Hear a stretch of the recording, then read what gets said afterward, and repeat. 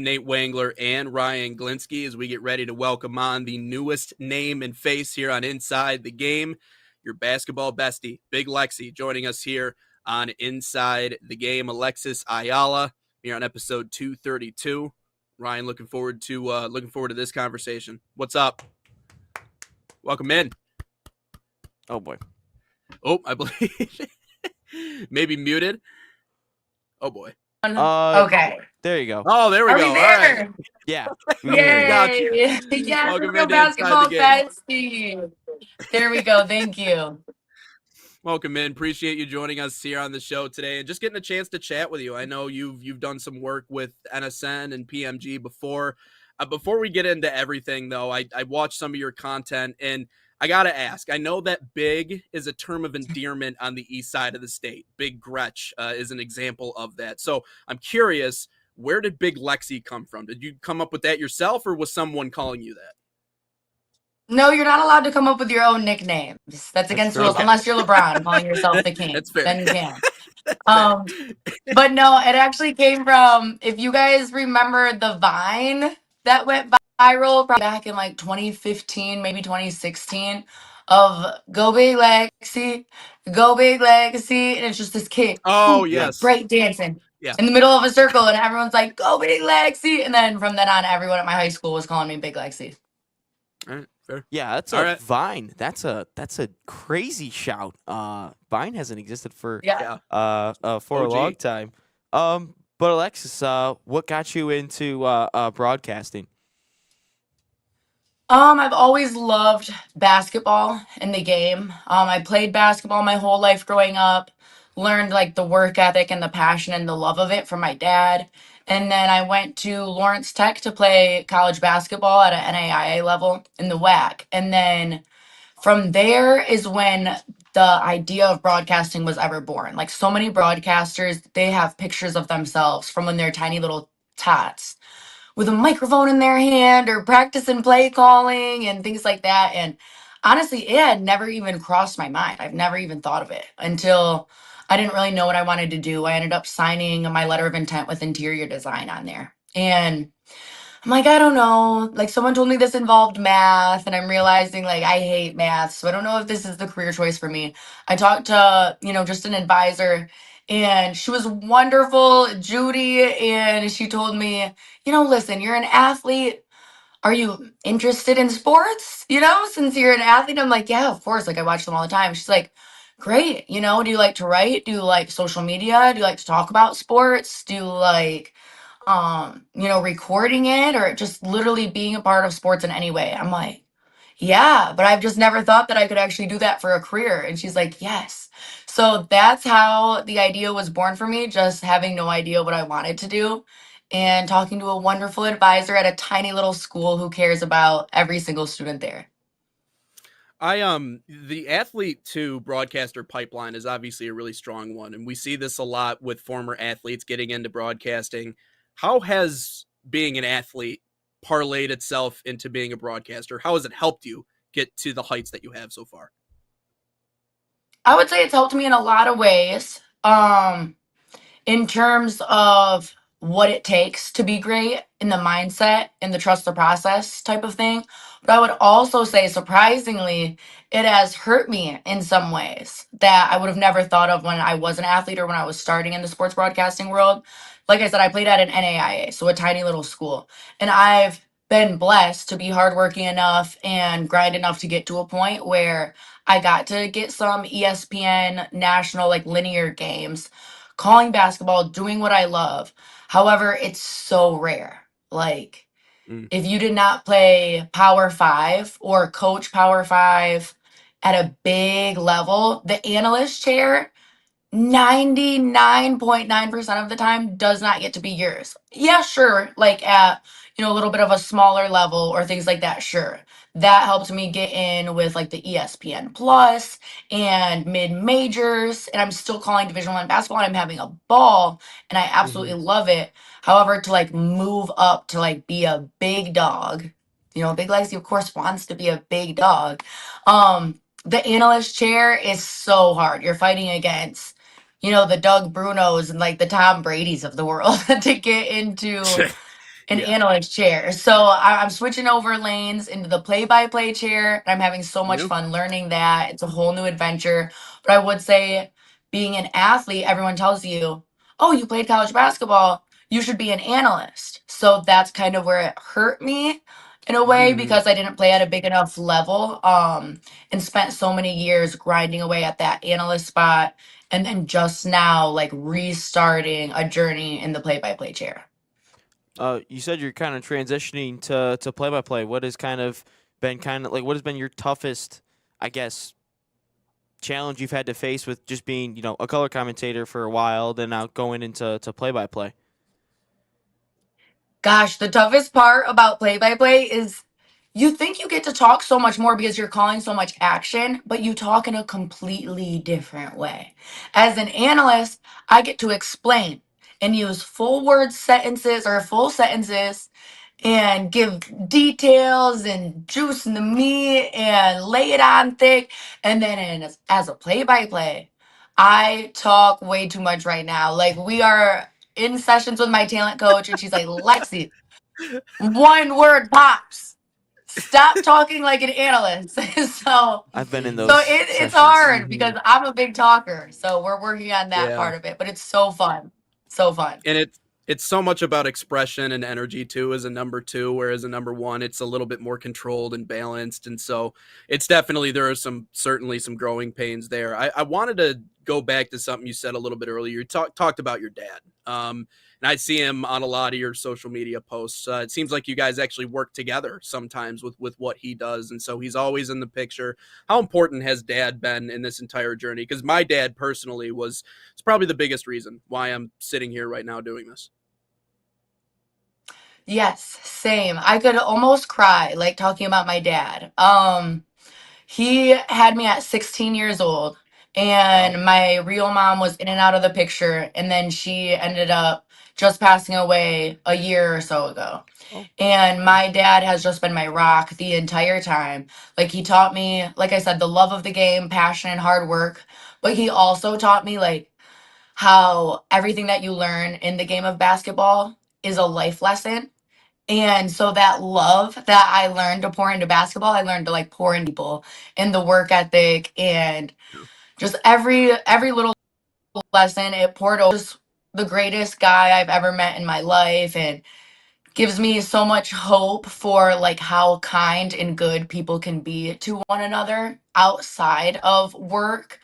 And he is just amazing. Like, best guy in the world. He's who I co-found my sports production company, Heat Check Network, with. Even though I'm the one that technically, has the more notoriety from being on camera already, he works behind the scenes a lot more often with like the Fox, NBC, Peacock, BTN big shows. Um, I would not want to trade anyone else in the world than to be my business partner than my dad, just because he is the hardest worker I know. He's someone who has my back more than anyone else in my life ever has. And he is just the most like stable, trustworthy guy that I could go into something like this with. Uh, I could not go into business with my dad. Like, I love my dad, but him and I would just butt heads all the time. Like, even working on simple tasks around the house, it's just butting heads. Yeah, me and my dad are twins, so honestly, we'll Okay. like say the same thing at the same Yeah. time. I was like born with this weird crooked pinky that he has, like same birthmark in the same spot. Like, we're literally twins. So it's like fire and So fire sometimes. It's like fire and fire, fire and yeah, gasoline sometimes with you too. Okay, yeah, I but can see that. thankfully, like, we're normally on the same page. So even if we're both Hmm. being fiery and passionate, we're both like being fiery and passionate about the same thing rather than Right, being butting heads about it. That that Yeah. right. that's also funny you bring up the pinky thing. So my uncle played college lacrosse at Northwood, and he like busted it up or something and never got surgery, so it's like permanently like this. So in my family we do high 4.5s. We don't do like high fives. We do high 4.5s. Because he's got I'm a gonna start doing that and make my yeah. family do it. That's so funny. Because Feel my free. dad actually he wasn't born with his. He broke his dunking when he was younger. Got his pinky stuck in a Oh, metal jeez. net. Ooh. Well, I was born with mine, Ugh. so it's so weird. Like, But so yeah, weird. so your dad do high 4.5 from now on. It's Yeah, we're gonna start doing that. Amazing. I love um that. but question, you played back to your playing days. You played at an NAIA, you've covered Division 1 basketball. Just is the divisions like from Division 1, 2, 3 to NAIA, like is there a massive difference in terms of basketball talent or level, or is there actually a really big difference? I would say if you look at a lot of the teams in the Big East, because I call all of Butler women's basketball home games for the Big East, and you take that against the MAC. I've been covering the MAC for many years. I think a lot of those teams, especially like two through the rest of the bottom, they can all compete with each other, even though Big East is considered like way bigger, than the mid Okay. majors of the MAC. But the MAC is an amazing conference, one of the best in the Yep. mid majors. But they will compete like neck and neck. Of course, though, then you have the separation of the Yukons, or for many years in the MAC, Ball State, Yep. where you weren't going to beat them. And everyone That's true. kind of knew heading into those Yeah. games on the women's Yeah. side, Yeah. I we're going to go out there and Yeah. we're going to leave with our Right. heads held high because we Mhm. accomplished X, Y, and Z, but it's not going to be a win. Like I remember What was doing CMU versus Ball State women's basketball 2 years ago, and that's when CMU was in the rebuilding phase. Now they're actually pretty good, but I go to my Yeah. my color commentator and I go, look, we're gonna have to come up with some extra stuff because this game's gonna be over with in like the first quarter. And then we found all this information within 5 minutes. It was wraps, and we're like, well, at least we Oh, got so this. easy. Yeah. I mean, Allie, Becky alone. I'm sure Yeah, that's who you had when you covered. yeah. Yes. I mean, I could talk about Nyla her Hampton. for hours. Yes. And then even just Coach Brady Sally Hmm. himself, like he's the man. You could talk about him for an hour all by himself. Yeah, they're a blast. what was your record against Cornerstone? It's so crazy. I don't remember. I don't think we It's weird. I don't remember my playing days. Like, I don't Oh, know if it was Oh, okay. All right. a trauma thing because like college basketball was so hard. If it was like trauma, my brain's It's like, we're hard. not remembering any of that. But my dad Yeah. remembers like every play of every game that I've ever had, Oh, the of course. score, how Of many course. points I had. Like he has crazy memory. But I doubt we lost to Cornerstone because the only team we would ever sometimes lose to was Indiana Tech. oh, My squad at They're Lawrence always Tech really was good. super good. Yeah, we ended up Okay. going to nationals and getting to dance and everything, but Indiana Tech was always the team that probably got us more times than we got them. I um, call games at CU, so I had to ask, but I wanted to turn to this really quick.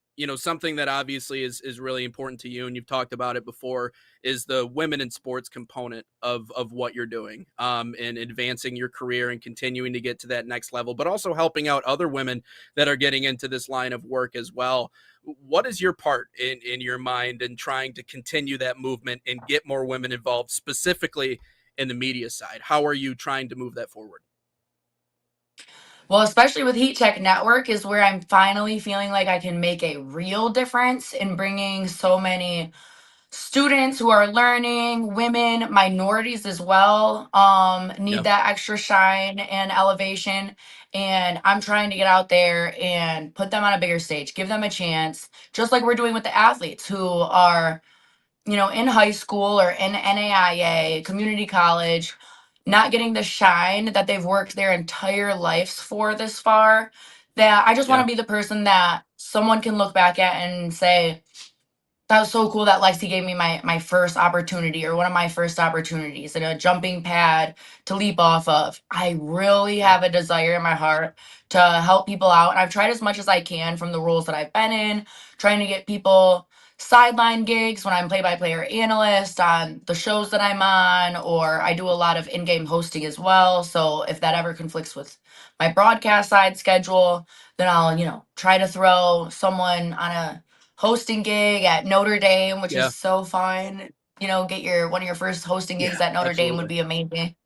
And I've gotten to host with NBA, NHL, NFL. So I tried that way to bring people up with me, but that's always harder because it's just like once in a while you'll hear of a spot open, or once in a while I'll have a schedule that conflicts where I can bring someone Yeah. in. But with Heat Check Network, my own company, I am so excited for the ability to bring so many people in and give them their opportunity that they have been so hungry for. Then I'll actually be able to get to do that on a consistent, regular basis.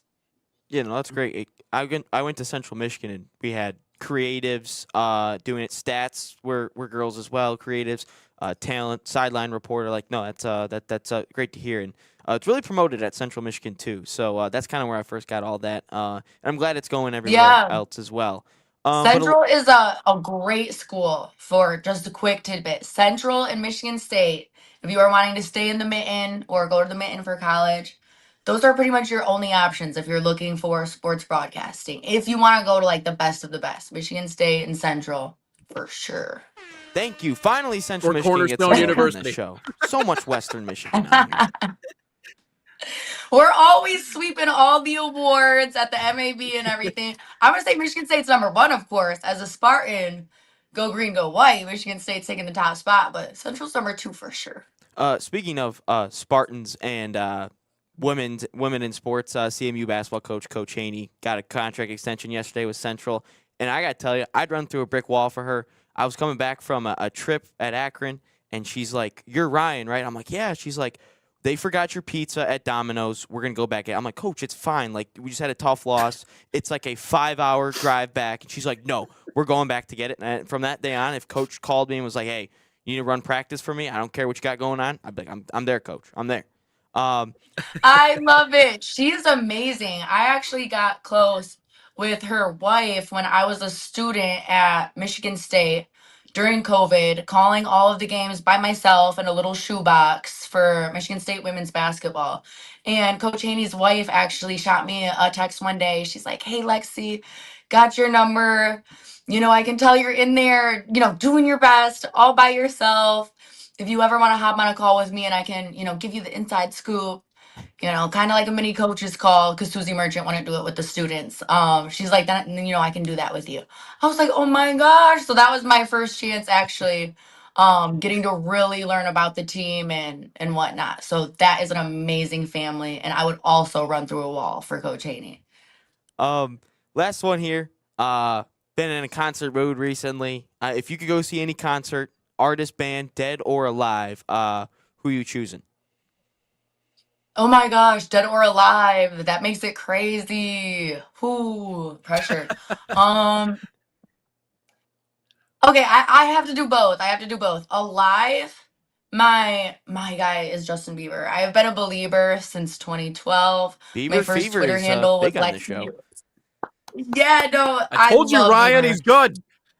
I'm not a He big is fan, that but guy. it's whatever. I rewatched the Grammys performance of his an unreasonable amount of times. I definitely I still have Bieber rewatched it fever. for Bruno. That's what I Um, rewatched it for. yes, he's not quite a Bieber, but we love Bruno Okay. too. We want to Um, take her off the show real quick. Oh, that's gonna send Ryan into a tizzy. He's gonna crash out now. Just wait My till you get sister's off. He's favorite's gonna. Bruno, so she's there with you on that. Dead though, my favorite artist of oh gosh, this is so hard. My my top three favorite artists of all time is Justin Bieber, Tupac, and Amy Winehouse. So I would have a really Wow. hard time picking between Tupac or Amy Winehouse for like the Dead concert. But Okay. Tupac might not be dead if the conspiracy theorists, Oh, that's true. are onto something. That is true. I mean, they're going back to court this year for Where it. is he So- hiding? Where do you think he's hiding? Then let me ask you that. Where do you They think he's say at? Cuba. I don't know. I haven't done my research, my due diligence to to know, but yeah. So That's funny. that's who I would pick. Sorry, I didn't narrow it down to one. It's too You're hard. good. No, it's good. We appreciate you, Alexis, for coming on the show today and stopping by, getting the chance to talk with us. Hopefully, get to work with you again here soon. But best of luck with everything moving forward. Absolutely appreciate you guys. There goes my dog. So Oh time. boy, Time thank to you, go. Alexis. Have a good one. Oh, it's Big Lexi on Inside the Game. Oh, Wow, that was All right, hilarious. this is good timing at the end there. So he's ready to wrap it up. It's Yeah, breakfast time. Tupac. Where do you think Tupac is? Oh, Alexis is still Tupac is talking. Hold dead. on. My man. Right? It's all right. Sorry, you were talking. Do you have something to say? Oh no, I was just throwing in the Cuba. I had a feeling that's where it was, but I'll Gotcha. let you Oh, guys Cuba. discuss and Yeah, take that okay. part away. Okay, gotcha. You have a great one, Yeah, Alexis. Make sure your probably. dog's Good okay. idea. All right. Yeah. I All think right, I'm headed out. Thank you guys. See ya. see ya. Yeah, no, that's weird. Honestly, that's a good. They are going back to court this year. I don't know if you knew that. They are going back to court this year to discuss Tupac's death. Listen,